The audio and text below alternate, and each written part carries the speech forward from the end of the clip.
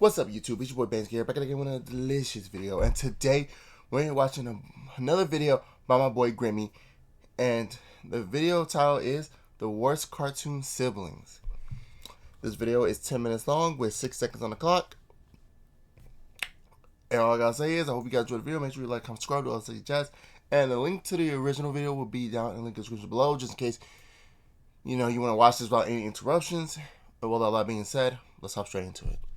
The concept of siblings has to be one of the most flummoxing notions known to man. I feel like siblings are just different variants of the same person. I don't know how to explain it. And as the younger sibling, I can confidently say that older siblings are just the rough drafts for real. They were just experiments, But in all seriousness, my sister has to be one of the smartest and kind-hearted people that I know. But I can't say the same for the individuals on this list because they have to share a house with some of the most exasperating and uncharitable entities in cartoon history. So today, we'll be discussing some of the most corrupt and flagitious siblings that have ever been implemented in the cartoons, as well as some of their most malevolent moments in said cartoon. Comment down below the worst sibling in animated television or a movie, and like and subscribe if you're new. Also, let me know what other siblings I missed out on, because I'm probably going to make a part 2 if y'all want to see it. So, you know what I'm saying? Let me know. Put me on, bro. The first sibling that I want to talk about is Dora Winifred. What? Dora Winifred Reed. Where do I even begin? Even when I was watching this show as a fetus, I knew that DW was more. Oh, her. I understand that she was like 4 or 5 years old, but even with that being said, she was still on some petty shit. Like, y'all remember the episode where she dropped Arthur's plane out the fucking window after he explicitly told her not to touch it? She spilled his paint, touched the plane while it was still drying, and took his plane without his permission. As a matter of fact, she tried to get this nigga in trouble after she was the one who got paint on her hands. She dropped his plane like a K-Dot diss track and then tried to gaslight him into thinking that it was his fault. Now, I don't condone hitting toddlers, but I can't say I was exactly dismayed when he sided to mod her ass. And why the hell did it take her a decade and a half to register the punch? Did she lag or something? She ate that punch like a quarter pounder with cheese, but then got the nerve to rat Arthur out. I think we've all had the younger sibling or family member that tries to force themselves to cry so that you would get in trouble. Like, I would hit my cousin with a stuffed animal or something. Yeah. I know he's on the ground acting like he got hit by a fucking desert eagle. Arthur is better than me though, because I would have treated her ass like that model plane, bro. But this episode did give us one of the best memes of all time. It was that day that I learned that Arthur had better hands than Allstate. Another instance in which DW displayed some of the most incommodious behavior on TV was when she was feeding over that immaterial ass snowball. She decided she wanted to keep a snowball in the freezer, then it mysteriously disappeared. And what does she do next? Does she A, realize that it's a damn snowball and move on with her life, or B, blame Arthur for the umpteenth time in the show? If you guys blaming on Arthur, go ahead and get yourself a pat on the back. Because once again, she tried to blame Arthur expeditiously. She just came in his room throwing shit on the floor like she was raiding P. Diddy's crib or something. And then she causes Arthur. When it came to her brother, she was a D1 hater. I'm just gonna say that right now. She was a D1 hater. Friends and family start quarreling and turning against each other like some kind of civil war. Then she puts on this facade to trick her grandma and take her side. Whole time it was some scrotum-headed aliens who took the damn snowball. Another thing that perpetually boils my blood is the fact that her dim-witted parents are always enabling her behavior. I vividly remember the episode where DW didn't get the toy that she wanted for Christmas, and then she threw this big-ass temper tantrum. And her mother starts rubbing her head like a fucking genie lamp or something. If I were to ever attempt such endeavors, my mom would have folded me like a burrito, bro. It was so obvious that DW was the golden child, and I get it, she's the younger sibling. But they used to hold the fuck out of Arthur, bro. I can't even lie. And is it me, or was she on that? No, that's a real shit. The youngest sibling is considered a baby, and to mothers, the baby doesn't get punched. They don't want to do anything harmful to their baby. So one thing you should know is that the oldest sibling is gonna get the most shit, and the youngest is gonna get the least amount of shit. You know what I mean. Pretty much, the youngest sibling is gonna be let lay off wherever they act out or show a temper tantrum and shit.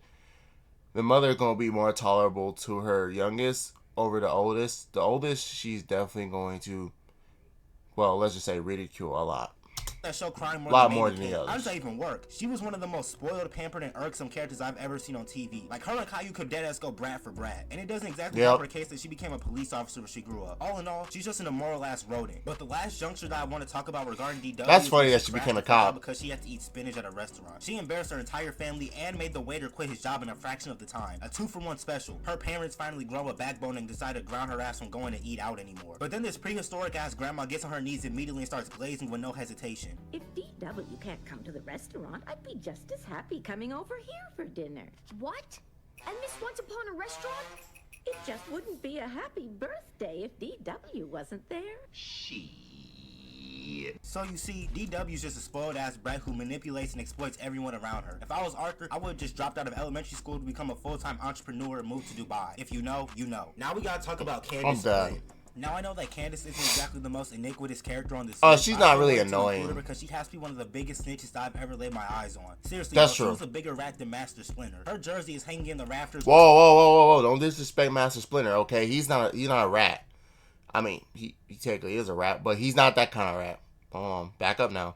Kashi 6ix9ine and Randall from Recess, bro. I know she isn't necessarily an antagonist, but she definitely used to be on some bullshit. Phineas and Ferb she minded their own business, and here she comes, E5 ready to fuck everything up. This ginger AirPod really dedicated her entire life to getting her brothers in trouble. As a matter of fact, she almost let this sentence. Hey, yo, she do like iPod. She's contemplating saving the disc with the evidence on it. She also let Redding out her brothers come between her friendship with Stacy, aka her only friend. And the one time her tattletale tactics were actually triumphant, she got these niggas sent to a reformatory school where they had all their creativity and imagination drained from their body like a washcloth or something. Seriously, bro, they were being put into metal cages and sprayed down with water like they were in Planet of the Apes. She's just a jealous ass life host who always had it out for Phineas and Ferb. Now I'm not gonna go as far as to say she doesn't care about her brothers. Well, actually, she used her stroller to prop open a door while she went to a store. But you know, we all make mistakes sometimes. I've heard people claim that she just wants to keep her brothers.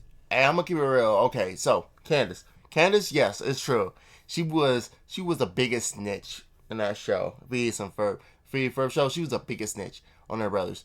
But at the same time, she wasn't completely cruel because she does come to realization that she cared more about her brothers than the actual chance to actually expose them.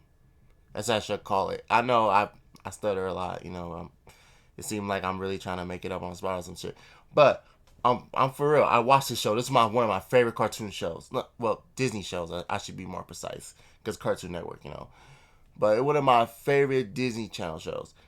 Went out during my time growing up, and I will say this is that Candace, yes, she was a snitch. She was always trying to get them in trouble at every turn. But the moment she sees that her actions have consequences that actually affect her brother mentality in a negative way, she immediately switches up and realizes, oh shit, I done made a mistake.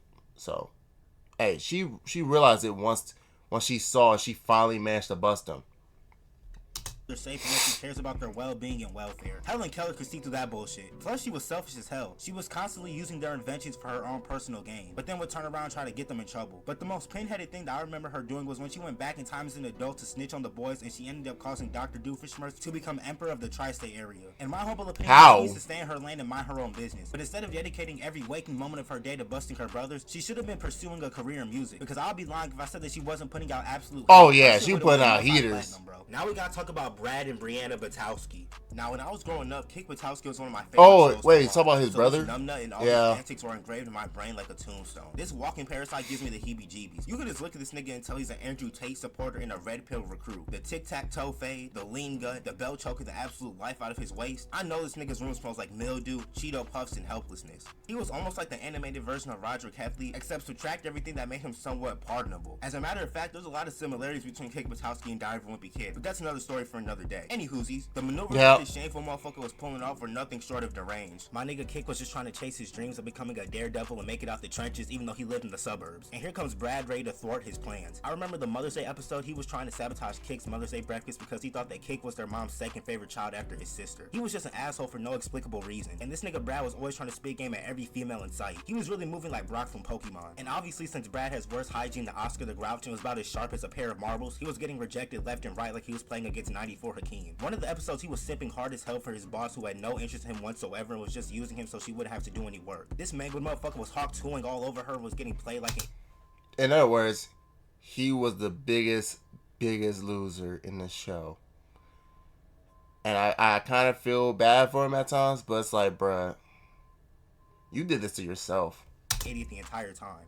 So, when are we going out? How about the 30th of February? So the date, yeah, bet. But one of the most repulsive and reprehensible things that this nigga did was collect gum from the entire cheerleading team. How do you even conceive such I forgot about that. Extreme cheapskates. Most people collect trading cards, this nigga collects chewed gum. But at least he knows his worth, I guess. Oh dear, no. Reenactment bride, how I will love you and cherish you and lavish you with... That'll be $50 extra for the gargantuan babe. $50? That's it, deal breaker. You only want me for my money. Big on with you. Now, Your Honor, for this next segment, I would like to present a clip. I mean, for somebody who collects gum of every cheerleader, I'm surprised that was the deal breaker for you, my friend. I'm hella surprised. To strengthen my argument.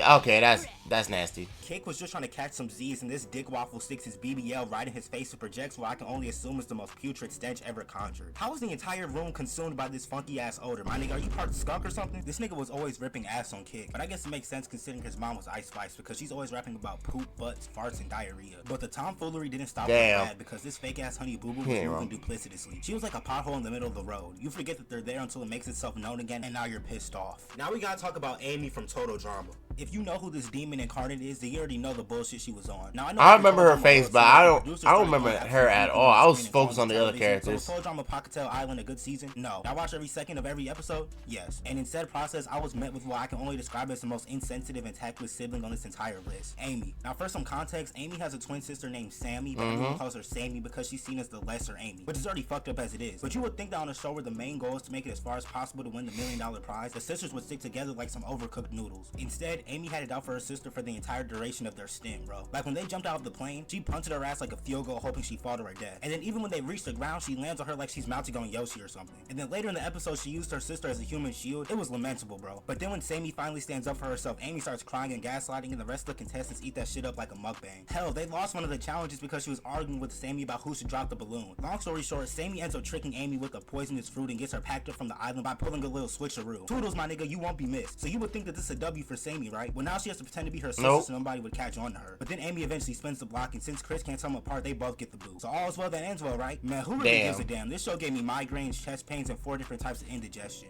Now we gotta talk about Dee Dee. Now we all know that Dee Dee isn't presumptuous in any way, shape, or form. But suffering succotash was she annoying. I would be more heated than a tea kettle if I invested my blood, sweat, and tears into an invention. Yeah, she was annoying, but let's be honest. She wasn't the most annoying character. But she was annoying. Oh, we did not need to see that. All this fake ass Tony Stark technology, but can't invent an effective security system. Her lanky ass couldn't keep her hands off shit. I wouldn't trust anything in that laboratory anyway.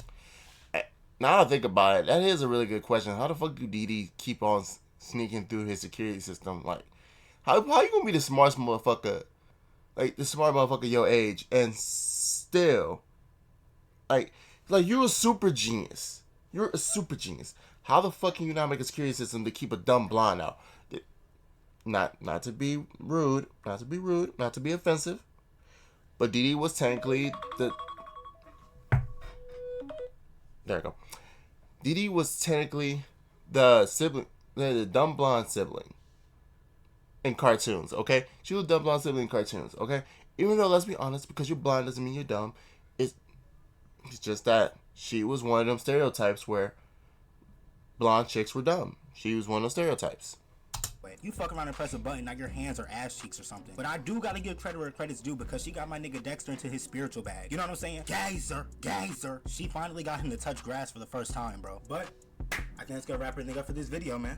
Comment down below the worst sibling in cartoon history. Like, subscribe if you're new. Join the family. Going crazy. 2024 takeover is in full effect, baby. Also, let me know if y'all want to see a part 2 of this video. You know what I'm saying? I'm a man of the people. Let me know if y'all want to see me talk about Sarah from Edda and Eddie, Terrence from Foster's Home, Scar from Lion King. You know what I'm saying? Let me know, bro. Put me on. Let me know if y'all want to see a part 2 of this video, and I will definitely make it happen. I love y'all. Thank y'all for making it to the end of the video.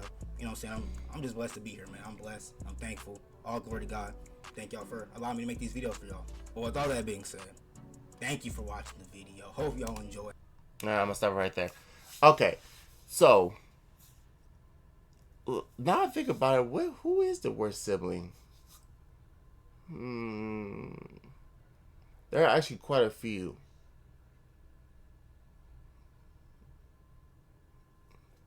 Yeah, there's actually none I could think about who's like the worst sibling. Like there's a lot of siblings a lot of characters I know who are extremely annoying. Let's see. Oh no, this is one character. I forgot his name. It's also another character from Total Drama Island who was a very annoying sibling. Now I think about it, now he bring up Sammy. Sammy and her sister.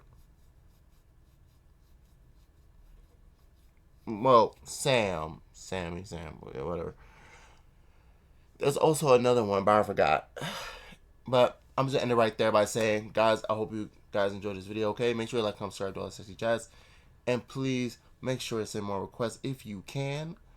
And yeah, that's going to be the end of the video for me, okay? And just know I'm definitely going to be watching another stick figure animation for my next video. I just saw this video. I saw Grimmy upload this video, and I just thought, hey, why not react to it? You know what I'm saying? Brent, go back some old memory lanes with Kick Patowski, Total Drama Island, which I know by that is not the original Total Drama Island. That's a part of the Total Drama Island franchise or series, if you want to put it like that. And then also you got Dexter's Laboratory, and then the first one he was talking about, which is no, actually the first one he was talking about was before it was for Phineas and Ferb. It was something else. I forgot. I think Ferb was actually the first one he talked about. But yeah, guys, I hope you guys enjoyed the video, okay? And I'm gonna see you guys next time, okay? This is.